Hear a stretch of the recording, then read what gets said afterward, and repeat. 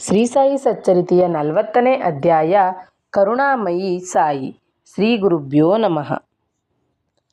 ಅವರು ತಮ್ಮ ಭಕ್ತರು ನೆನೆಸಿದರೆ ಸಾಕು, ಬಾಬಾ ಯಾವುದೋ ಒಂದು ರೂಪದಿಂದ ಅಲ್ಲಿಗೆ ಬರುತ್ತಿದ್ದರು.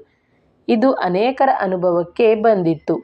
ಸಾಯಿಯವರು ತಮ್ಮ ಭಕ್ತರ ತಲೆಯ ಮೇಲೆ ಕೈ ಇರಿಸಿ ತಮ್ಮ ಅದ್ಭುತ ಶಕ್ತಿಯೇ ಅವರಲ್ಲಿ ಪ್ರವಹಿಸುವಂತೆ ಮಾಡಿ ಕೃಪಾಶೀರ್ವಾದ ಮಾಡುತ್ತಿದ್ದರು.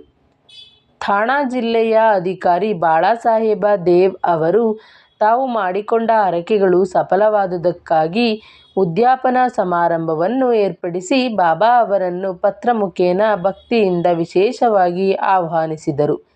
ಬಾಬಾ ಇದನ್ನು ನೋಡಿ, ನಾನು ಸ್ಮರಿಸಿದರೆ ಸಾಕು, ಅವರ ಬಳಿಗೆ ಧಾವಿಸುತ್ತೇನೆ, ನಾವಿಬ್ಬರು ಬರುತ್ತೇವೆ ಎಂದು ತಿಳಿಸು ಎಂದು ಬಾಪು ಜೋಗ ಅವರಿಗೆ ತಿಳಿಸಿದರು.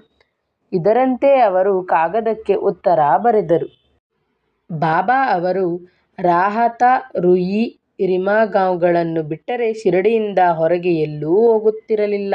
ಒಮ್ಮೆ ದೇವ ಅವರಿಗೆ ರೈಲ್ವೆ ನಿಲ್ದಾಣದಲ್ಲಿ ಒಬ್ಬ ಸನ್ಯಾಸಿಯು ಗೋಸಂರಕ್ಷಣೆಯ ಬಗ್ಗೆ ಚಂದಾ ಕೇಳಲು ಬಂದ.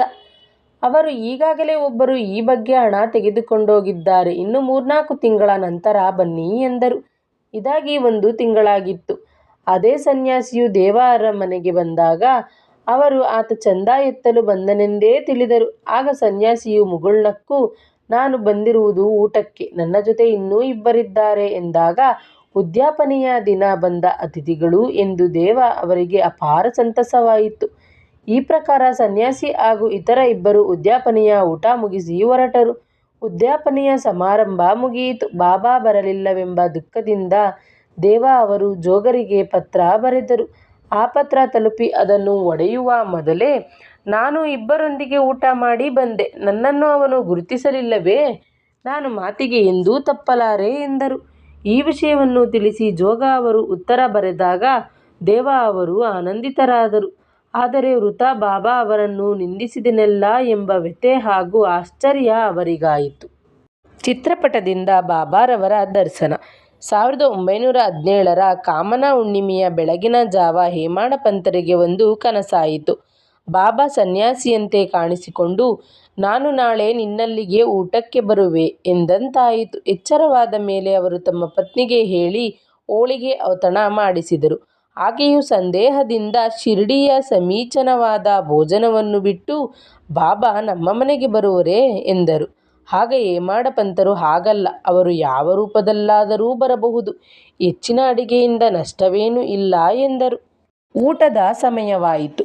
ಮನೆಯ ಜನ ಭೋಜನಕ್ಕೆ ಕೂತರು. ಬಡಿಸಿಯೂ ಆಯಿತು.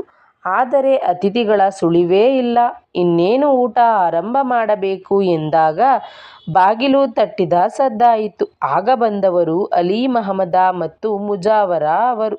ಬಂದವರು ಹಳೆ ಕಾಗದದಲ್ಲಿ ಸುತ್ತಿದ್ದ ಸುಂದರ ಭಾವಚಿತ್ರವೊಂದನ್ನು ಕೊಟ್ಟು, ನೀವು ಸಾವಕಾಶ ಊಟ ಮಾಡಿರಿ ಎಂದು ಹೇಳಿ ಹೊರಟೇ ಹೋದರು. ಸಾಯಿಬಾಬಾ ಅವರ ಸುಂದರ ಭಾವಚಿತ್ರ ನೋಡಿದ ಹೇಮಾಡ ಪಂತರಿಗೆ ಅಮಿತ ಆನಂದವಾಯಿತು. ಅತಿಥಿಗಳಿಗಾಗಿ ಇರಿಸಿದ್ದ ಸ್ಥಳದಲ್ಲಿ ಆ ಫೋಟೋವನ್ನು ಇರಿಸಿ ನೈವೇದ್ಯ ಅರ್ಪಿಸಿ ಎಲ್ಲರೂ ಊಟವನ್ನು ಪ್ರಾರಂಭಿಸಿದರು.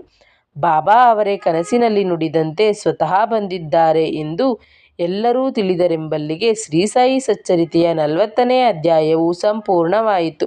ಶ್ರೀ ಸಾಯಿನಾಥಾಯ ನಮಃ.